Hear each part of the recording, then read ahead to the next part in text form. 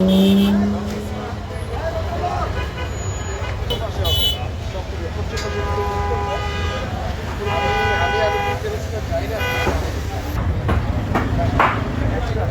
কাজ করতেছে, মাইকের কাজ হচ্ছে, ডেকোরেটরের কাজ হচ্ছে।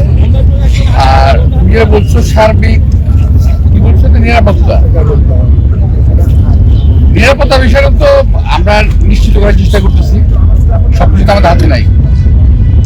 তো আমাদের ছেলেরা এখানে আছে, কাজ করতেছে। আর যাদের দায়িত্ব কাজগুলি করার, স্টেজ বানানোর, মাইকের কাজগুলো করতেছে, দেখতে পাচ্ছি। এটা আমার বিবরণ জানার কিছু নাই, জানার কিছু ছিল। নিরাপত্তা নিয়ে কোনো শঙ্কা আছে কিনা আপনাদের বা আপনার দলের? এই মুহূর্তে তো পুরো জাতি তো একটা সংখ্যার মধ্যে আছে। শুধু একটা নিরাপত্তা না, আমাদের পুরো জাতিতে একটা একটা একটা সংখ্যার মধ্যে আমরা আছি প্রতিটা মুহূর্তে। তো নিরাপত্তা যতটুকু এনশিওর করা দরকার আমরা চেষ্টা করতেছি।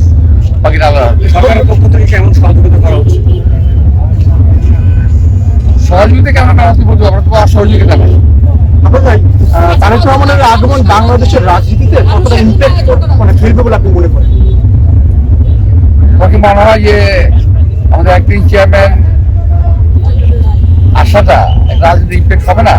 অফকোর্স রাজনীতিতে একটা ইম্প্যাক্ট তো আছেই। এটা দেশব্যাপী এটা নিয়ে একটা আলোচনার বিষয়বস্তু এখন তারেক রহমানের সাথে আগমন।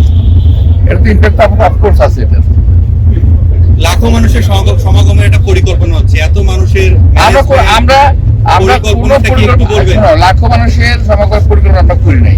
যদি লাখো মানুষ সমাবেত হয়ে যায় সেটা তো আমার কিছু করার নেই। এখন অ্যাক্টিং চেয়ারম্যান আসবে, দেশে মানুষের একটা জাগরণ তো আছে, সেই জাগরণের প্রতিফলন ঘটবে এটা আমরা আশা করি। কিন্তু এটার জন্য যে আমাদের খুব একটা মানে ওই মানুষ আনার পরিকল্পনা, সেমন কোনো পরিকল্পনা আমাদের নাই। তবে আমরা আশা করছি যে এখানে মানুষের সমাগম ঘটবে।